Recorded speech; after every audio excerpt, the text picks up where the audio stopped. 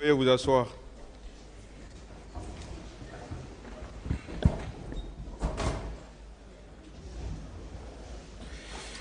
Ministère public contre M. C.C. Raphaël Abba et plusieurs autres. M. Claude Pivy, venez à la barre, s'il vous plaît.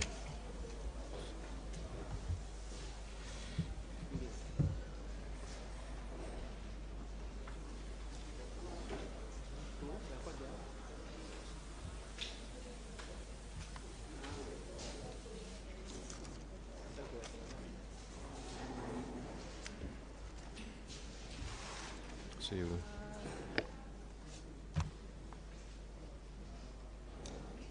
Allez-y, asseyez-vous.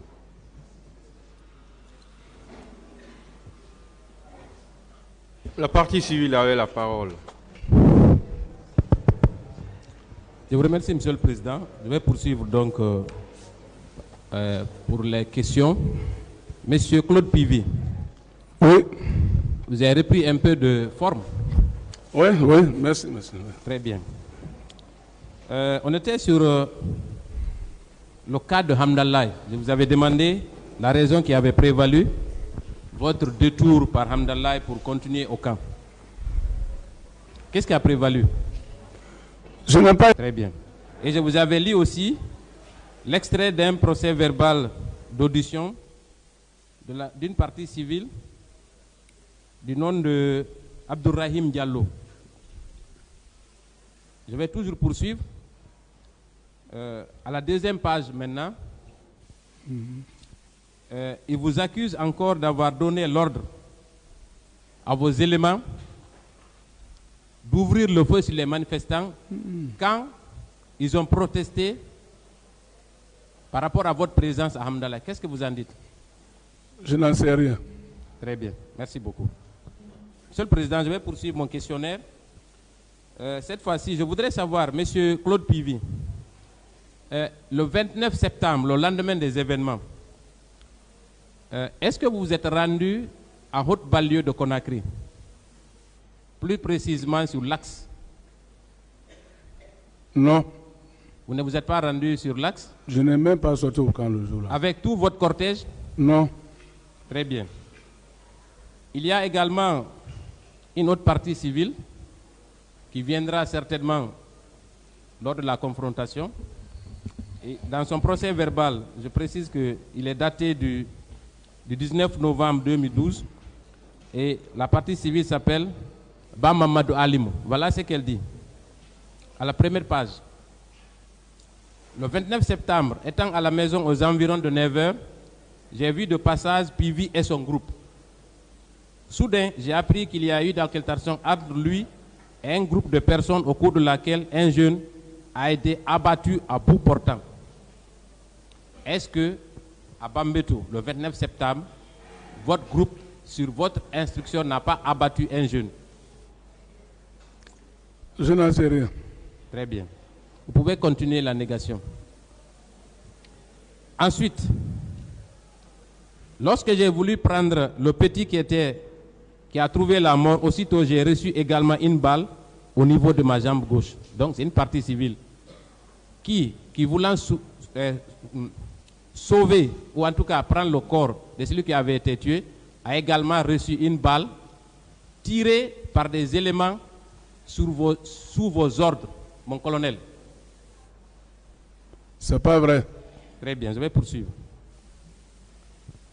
Ensuite, le jour du 28 septembre, Monsieur le Président, est-ce que vous vous êtes rendu au pont de Madina, mon colonel? Non.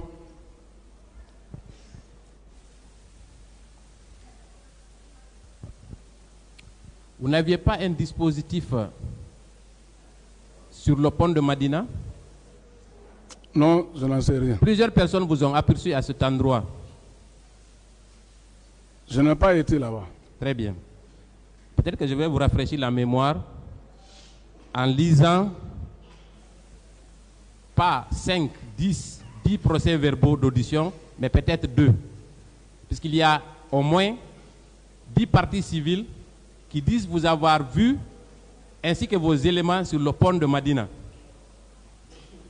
Très bien.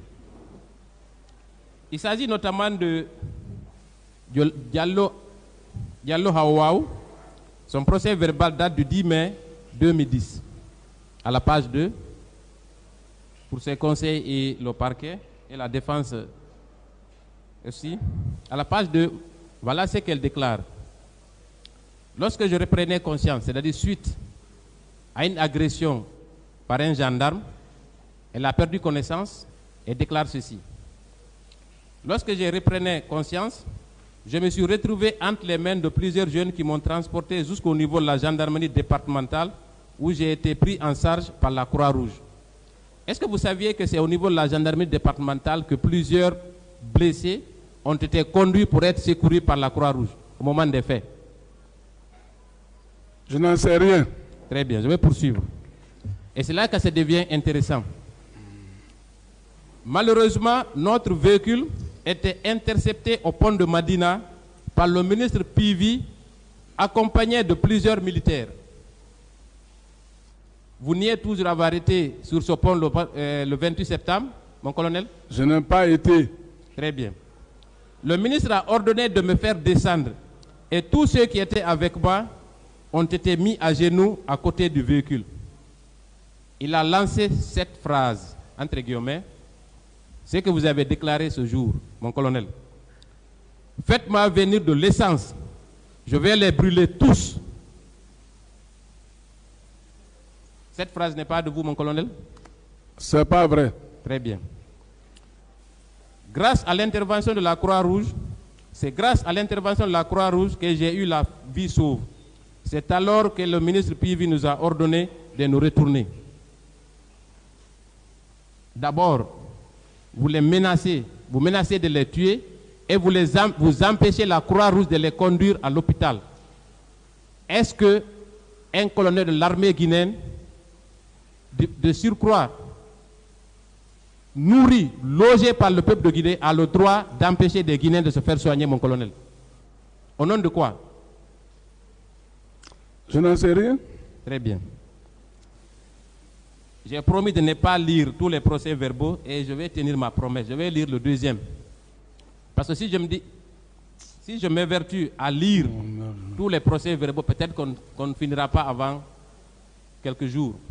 Je vais faire l'économie. La deuxième partie civile qui vous indexe personnellement s'appelle Abdourahmane Baldé. Son procès verbal date du 16 octobre 2012. C'est versé au dossier. À la page 2.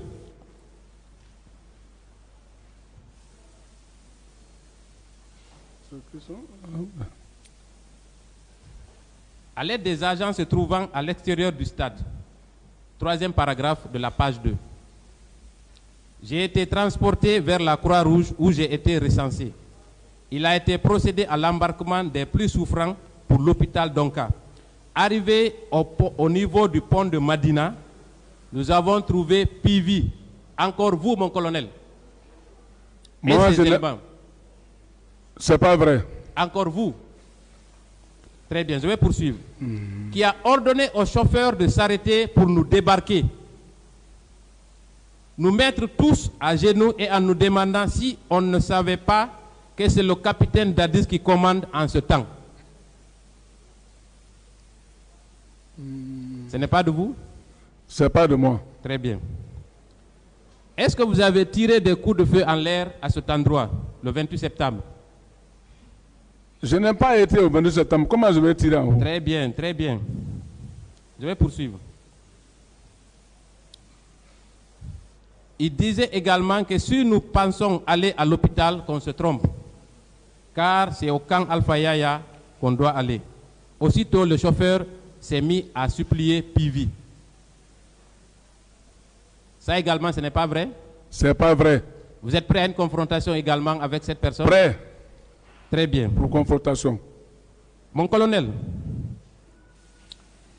quand vous étiez à Conakry, vous êtes venu à Conakry en quelle année? À Conakry, je suis venu à Conakry en 1976. Très bien. Vous avez habité dans quel quartier? À Gbessia. À part Gbessia. Gbessia Port. Vous n'avez pas habité à Dar es Salaam? De Gbessapo, j'ai monté à Dar es Salaam. Très bien. Est-ce que vous connaissez, bon, j'ai déjà dit son nom, Abdourahmane Baldé. Il habitait à Dar es Salaam avec vous. Est-ce que vous appreniez le karaté aux jeunes de Dar es Salaam quand vous étiez à Dar es Salaam dans les années 1985? Oui, j'avais une salle à Dar es Salaam auquel je formais les jeunes du quartier là-bas. Voilà, donc vous étiez très connu à l'époque à Dar es Salaam, n'est-ce pas?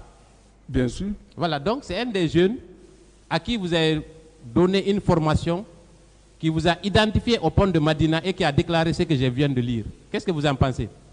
Je préfère qu'il soit là, on fait confrontation. Très bien.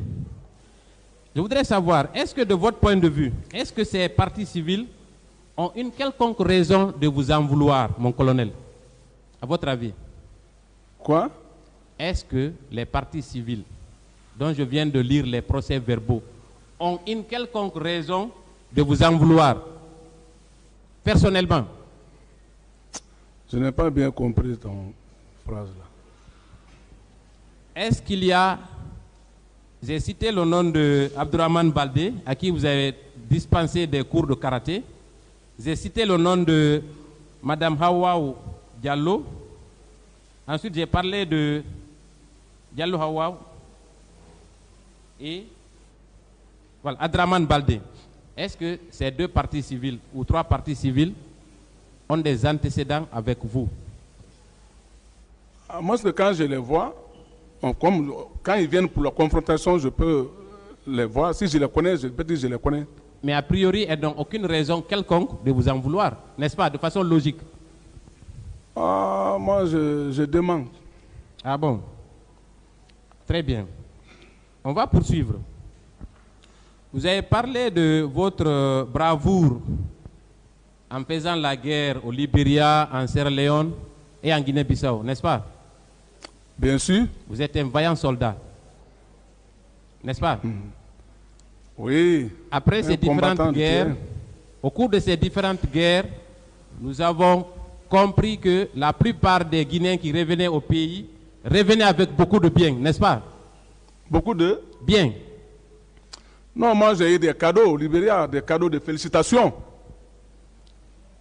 Plusieurs d'entre vous sont revenus avec des voitures et beaucoup d'autres choses. Moi j'ai eu des cadeaux au niveau de la présidence parce que j'étais au niveau de la présidence. Fruits, la plupart de ces biens qui ont été enlevés de la Sierra Leone ou du Libéria vers la Guinée étaient fruits des pillages, n'est-ce pas? Ah là, je n'en sais rien. Est-ce que ce n'est pas une pratique qui est souvent c'est pas une pratique qui est souvent utilisée par les hommes en armes pendant les temps de crise? Les Guinéens peuvent être mes témoins parce que moi j'ai fait mes preuves ici à Conakry où je défendais plus de combien de boutiques ici à Conakry. Est-ce que ces 20 dernières années... Oh non, moi c'est pas dans mon habitude. S'il vous plaît, attendez que je finisse. On va se comprendre. Est-ce que ces 20 dernières années, les manifestations qui ont été réprimées dans le sang n'ont pas conduit à des différents pillages dans nos marchés, n'est-ce pas? Oh, moi, je n'en sais rien ça. Vous n'avez jamais appris qu'il y a eu des pillages au cours des manifestations politiques dans notre pays? Mais avant même le CNDD? De temps en temps, on a appris ça, qu'il y a eu des pillages un peu Et la partout. plupart du temps, c'est des hommes en uniforme, n'est-ce pas? Ah là, bon, moi, ça ne se passe pas devant moi quand même. Très bien. Et vous êtes également soupçonné d'avoir conduit une équipe de pillage dans les différents marchés de Conakry. C'est le cas notamment de Koza, Koloma et Bambetu. Est-ce que vous reconnaissez les faits? Je ne reconnais pas. Très bien. C'est bien dit. Est-ce que vous connaissez Alpha Omar Bari? Non. Très bien. Lui, il vous connaît très bien. Parce que vous avez laissé un mauvais souvenir avec lui. Et avec la permission du président, je voudrais lire aussi, puisque dans chaque cas, au niveau du pillage, il y a d'innombrables victimes qui vous accusent. Au niveau des exactions, Au niveau des tirs, au niveau des coups et blessures, il y a également plusieurs victimes. Mais je n'ai fait qu'une petite sélection pour permettre au tribunal de gagner en temps. Au niveau du pillage, je prendrai également 2 procès-verbaux. Au niveau du marché de Koloma, il y a Boubacar Oumar Bari, qui a été entendu par le pôle des juges d'instruction le 11 mars 2010. Voilà ce qu'il déclare à la page 2, 4e paragraphe. Répondant à une question, la question était la suivante: pouvez-vous identifier les ou les agents qui vous ont agressé? Voilà ce qu'il a répondu, mon colonel. Selon les témoignages concordants, les agents étaient dirigés par Claude Pivy, qui a été le premier à embarquer des marchandises volées dans son pick-up. Pourquoi, mon colonel, vous avez embarqué des marchandises volées dans votre pick-up? Pourquoi? C'est pas vrai. Toujours pas vrai. Le monde entier est contre vous. N'est-ce pas? Je dis c'est pas vrai. Très bien. Je précise que seul le magasin de David, un jeune, point de suspension, qui a été épargné au Carrefour. Son voisin direct. Même dans le pillage, vous faites de la sélection et de la discrimination, mon colonel. Pourquoi? Moi, je n'ai jamais pillé un Guinéen. Même dans le pillage, vous faites de la discrimination. Pour quelle raison? Il a répondu. D'autres questions? Très bien. Je vais poursuivre, Monsieur le Président. Et il y a un autre pillage dont vous êtes également l'auteur avec vos éléments. Il s'agit du domicile de la Selouda Diallo. Vous vous souvenez de ce pillage? Moi, je n'ai jamais été ce Selouda Diallo. Très bien. Il y a un témoin oculaire qui vous a formellement identifié ainsi que ses éléments. Vous étiez à la tête de ce détachement qui est venu sur Selouda Diallo pour piller son domicile. Et peut-être même celui de Jean-Marie, celui de Jean-Marie et celui de Sidi Touré. Peut-être que c'est vous qui étiez aussi le chef d'orchestre, n'est-ce pas? C'est pas vrai. Merci. Les pillages non plus. Monsieur le Président, je voudrais aborder un autre volet de mon interrogatoire. Ça concerne après les faits. Monsieur Claude Pivy, colonel, qui vous a informé que Toumba Diakité et Marcel étaient au stade le soir des événements? Je dis bien, c'est des militaires qui parlaient. C'est pour ça que j'ai dit, j'ai attendu que les militaires parlaient ça au régiment. Est-ce que vous avez cru à ces informations? Moi, je n'ai pas cru à ces informations. C'est pour ça que j'ai dit que ce n'est qu'au bar aussi que moi, j'ai attendu par lui-même, comme il a dit qu'il a été au stade pour faire quoi ou quoi. C'est pour cela. Sinon, moi, j'ai bien dit et j'ai précisé que moi, on m'a dit. Alors, si vous n'avez pas cru à cette information, pourquoi alors vous aviez planifié l'arrestation de Toumba? Quelle était la raison en ce moment? Mais quand il y a des murmures sur quelqu'un, tu peux l'arrêter pour le demander. Ah bon? Mais bien sûr. Très bien. Donc, qui vous a empêché de l'arrêter? On ne m'a pas empêché de l'arrêter, mais seulement le président a demandé qu'il y a une commission internationale qui viendra. Donc, de se calmer jusqu'à l'arrivée de cette commission. Ça, ce n'est pas un empêchement. Qui vous a dit alors, qui vous a dit de ne pas l'arrêter en attendant que la commission internationale ne vienne à Conakry? Qui? Mais le président de la transition. Le président de la République.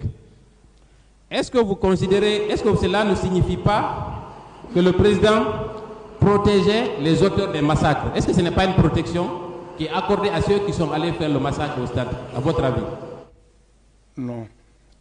Si on accuse des militaires d'avoir perpétré des massacres au stade, vous vous portez volontaire pour mettre main sur ces militaires et qu'on vous dise d'arrêter, est-ce que cela ne signifie pas que le président ne voulait pas qu'on mette main sur les présumés auteurs de ces massacres?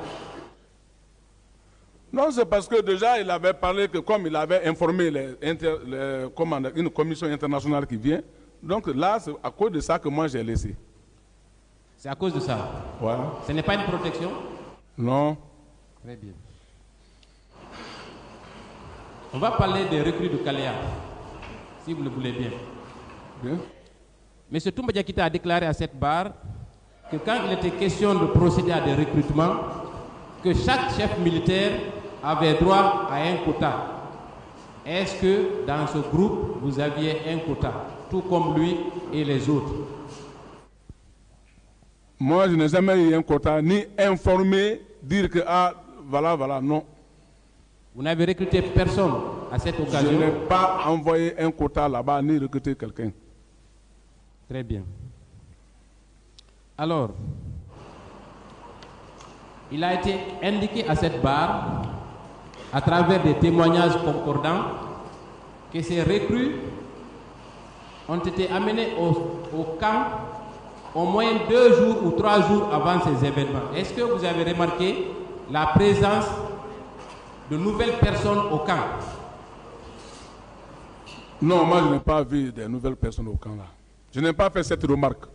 Vous n'avez vu personne qui ressemble à une recrue, qui ressemble à une recrue au moment des faits? Non. Très bien. Alors, mon colonel, oui. Finalement, des crimes ont été commis au stade. On vous indexe comme étant l'un des principaux instigateurs de ces massacres. Qu'est-ce que vous en pensez? Comme il y a la justice, mais moi je sais que je n'ai pas été au 28 septembre, ni de près ni de loin. Nous savons tous que vous avez un passé sulfureux, n'est-ce pas? Absolument. Voilà. Donc, logiquement, on peut déduire que pour protéger le régime de M. Moussa Dadis Camara, vous étiez prêt également à mouiller le maillot, comme si on peut s'exprimer ainsi, n'est-ce pas? J'ai toujours protégé les chefs d'État qui me disent de travailler avec eux. Ce n'est pas lui seul. Donc, à n'importe quel prix, n'est-ce pas? Allô? À n'importe quel prix. Non. Parce que c'était votre régime, c'est vous qui l'avez conduit au pouvoir avec d'autres militaires, n'est-ce pas? Moi, ma mission était de le protéger. Est-ce que vous ne craignez pas que ce mouvement-là puisse emporter votre pouvoir, raison pour laquelle vous avez effectivement participé à la commission de ces infractions? J'ai bien dit que moi, ça m'a touché le fait que j'ai appris qu'il y a eu des gens qui sont partis au 28 septembre pour déranger les gens au 28 septembre. Donc, ça m'a touché parce que ça donne, comment on appelle ça, ça gâte notre pouvoir, c'est normal. Donc, vous avez crédibilité. Donc, vous avez usé de tous vos moyens et facultés pour apporter votre aide à ce que ce régime ne s'écroule pas, n'est-ce pas? Non, c'est pour cela que j'ai jugé nécessaire d'arrêter tous les coupables que j'ai attendus qui sont partis là-bas. Mais on vous indexe comme étant l'un des coupables dans cette affaire. Non, mais moi, je n'ai pas été au 28 septembre. Merci, Monsieur le Président.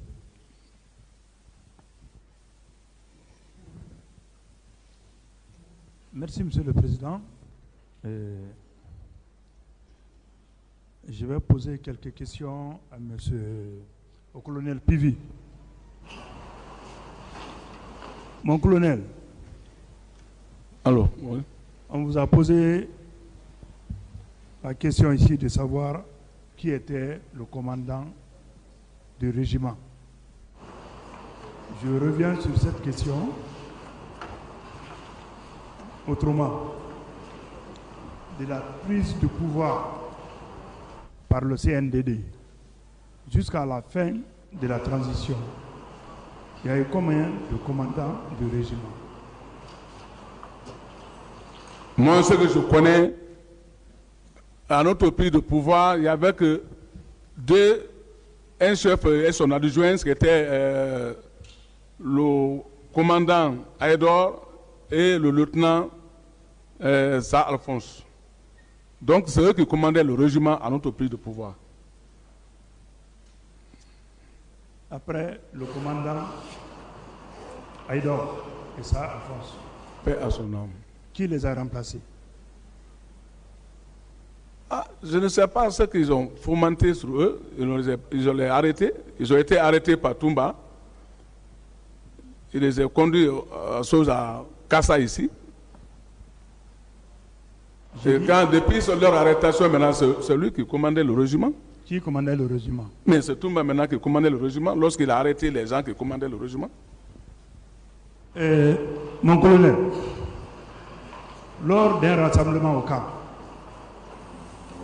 vous n'avez pas présenté vous-même un béret rouge, un officier qui était le préfet de Mamou. Vous l'avez présenté à la troupe comme commandant de régiment. Parce que nous avons ces images-là ici. Nous avons le film. Vous avez présenté quelqu'un comme commandant de régiment. Vous avez dit que la pagaille est terminée. Vous avez présenté cet officier qui était préfet à Mamou, selon vos propres termes. Qui était cet officier? Merci. Effectivement, ça c'est après le tir sur le président. Lorsque le président a été tiré, maintenant que moi j'ai demandé un grand rassemblement général au camp où j'ai demandé de filmer, même la RTG. J'ai dit parce que tout ce qu'on va arrêter ici, moi j'ai toujours dit que je ne veux pas voir aucun militaire en armes maintenant pour aller dans les marchés et se promener si ce n'est pas de garde. Donc, les éléments qui sont partis au stade du 28 septembre, il faut qu'on fasse leurs recherches, il faut qu'on les arrête. C'est moi-même qui ai fait ce rassemblement général, à la présence de tous les officiers supérieurs qui étaient ce jour-là à Conakry ici, et j'ai nommé le commandant de la chose maintenant du régiment, un nouveau commandant du régiment qui était préfet et de grade commandant. Je l'ai fait venir du nom de André Ouéré, paix à son âme. C'est vous qui l'avez nommé comme commandant du régiment? Moi, on m'avait ordonné, le ministre de la Défense et le président m'avaient ordonné, parce que le président était déjà blessé, le ministre de la Défense m'avait ordonné de faire le rassemblement général et de rectifier, c'est-à-dire donner, comme l'armée fait, on te donne les instructions, tu vas maintenant, tu présentes. C'est moi qui l'ai présenté. Mais ce commandant du régiment a remplacé qui? Ce monsieur a remplacé mais qui? ça trouverait maintenant qu'ils ont tiré sur le président. Toumba avait déjà tiré sur le président, il n'était pas là maintenant. Il avait pris la fuite, donc... Qui l'a remplacé? Ce qu'il veut savoir. Celui qui l'a remplacé, c'est le commandant André Ouéré. Il a remplacé qui? Il a remplacé Toumba. Mais, mon commandant et mon colonel, pourquoi vous avez dit devant, ça est encore mentionné dans votre PV ici, que le président Dadis était le commandant du régiment? Non, moi je n'ai pas dit ça. Je n'ai pas dit que le président Dadis était le commandant du régiment. Non. Vous ne l'avez jamais dit? Non. On l'appelle, comme on dit, commandant des forces armées. Là, l'appellation, on donne ça. Le commandant du régiment. Mais pas régiment. D'accord, je passe. Le tribunal va apprécier vos réponses. En votre qualité de ministre de la Sécurité présidentielle, vous avez pris l'initiative sur vous d'arrêter les gens, selon vous, qui sont partis au stade du 28 septembre. Oui. Vous vous êtes référé au ministre de la Justice? Ou bien à l'époque, la justice n'existait pas, c'est vous qui, à la présidence là-bas, tout était permis? Pourquoi vous n'avez pas vu le ministre de la Justice? Non, moi, à partir du moment où je suis parti parler au président, quand il m'a parlé maintenant que de me calmer à l'arrivée d'une mission internationale qui vient, donc je n'ai plus fait part à ça.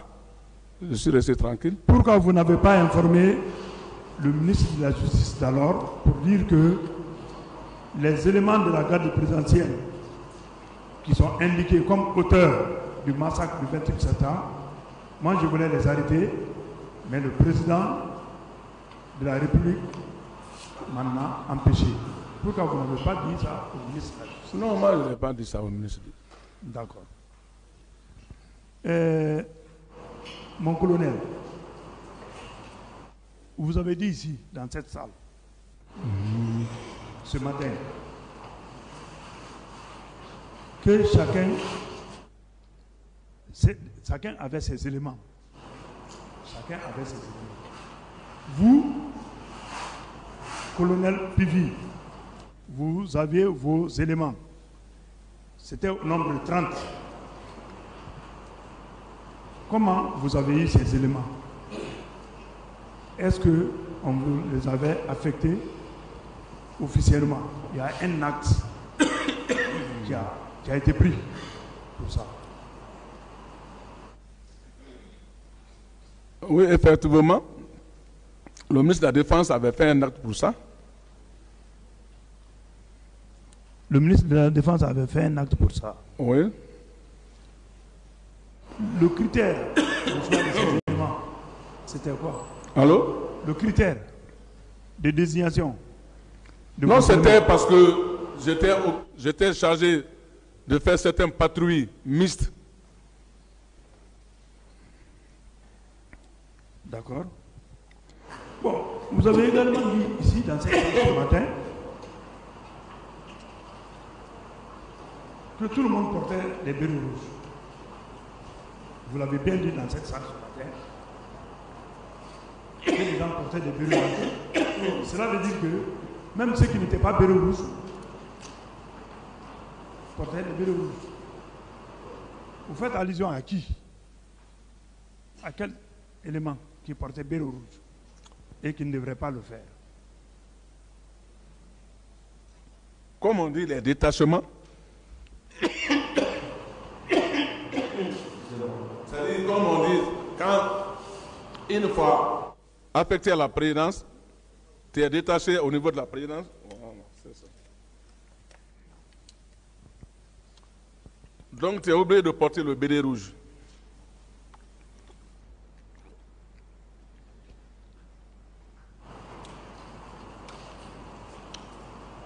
Non, je crois que vous n'avez pas dit dans ce sens. C'est comme une sorte de pagaille. Chacun pouvait se permettre de faire ce qu'il veut. C'est dans ce sens que vous avez parlé. Donc moi je veux savoir en ce moment qui n'était pas autorisé à porter béret rouge, mais qui était en béret rouge. Non, par exemple, il y avait l'équipe de colonel Tibro, eux ils ne portaient pas le béret rouge, eux étaient en béret vert, Lacoste noir. Non, moi ma question n'est pas là. Il veut savoir qui portait des bérets rouges qui n'étaient pas autorisés. C'est ça? Est-ce que c'est votre question? C'est ce qu'il veut savoir. Oui, bon, il y avait des détachements blindés. Les blindés, c'est les bérets noirs. Mais une fois qu'ils étaient dans le détachement, ils sont maintenant au niveau de là-bas. Donc, ils sont obligés de porter le béret rouge. Ils sont obligés ou bien c'était autorisé? Si, ils étaient autorisés de porter le béret rouge. Donc, ce n'était pas une pagaille en ce moment. Ce n'était pas la pagaille. Mais vous avez dit ici que chacun faisait ce qu'il voulait. Des gens portaient des bérets rouges. J'ai bien dit, à un certain moment, pas le début. D'accord. Le tribunal va apprécier. Dans votre déclaration ici ce matin, vous avez dit la sœur de votre chauffeur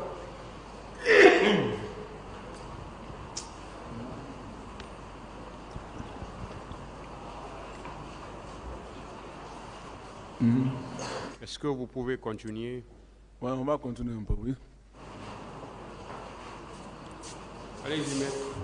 Et vous avez dit ce matin ici que la sœur de votre chauffeur a été frappée et blessée. Ouais. Et c'est vous-même qui avez pris la charge de celle-là. C'est vrai? Vous maintenez cette déclaration? Oui, mon chauffeur Yuldi. Vous, en tant que ministre de la Sécurité présidentielle, un homme influent du régime, vous n'étiez pas informé qu'il y avait une prise en charge qui avait été faite? 1,4 milliard et quelques millions a été débloqué, remis au ministre de la Santé pour prendre en charge toutes les victimes. Est-ce que vous étiez informé de cela? Bon, comme lui n'était pas hospitalisé, donc comme on dit, il n'était pas hospitalisé et que comme son frère relève de moi, j'étais obligé de m'occuper de son traitement. Donc il n'était pas, bien sûr, il était bâtonné, mais pas comme ça. Il n'était pas hospitalisé comme ceux qui étaient, on disait qu'ils ont pris en charge, non. D'accord. Et monsieur le colonel Pivi, vous avez dit que vous n'avez jamais pillé un Guinéen. C'est vrai? Moi, je n'ai jamais pillé un Guinéen. Non, vous avez dit ici que vous n'avez jamais pillé un Guinéen, les biens d'un Guinéen. Jamais. Si ce n'est pas pour le défendre, jamais. Vous Jamais. pouvez demander témoins aux Guinéens s'ils sont clairs. Moi, jamais.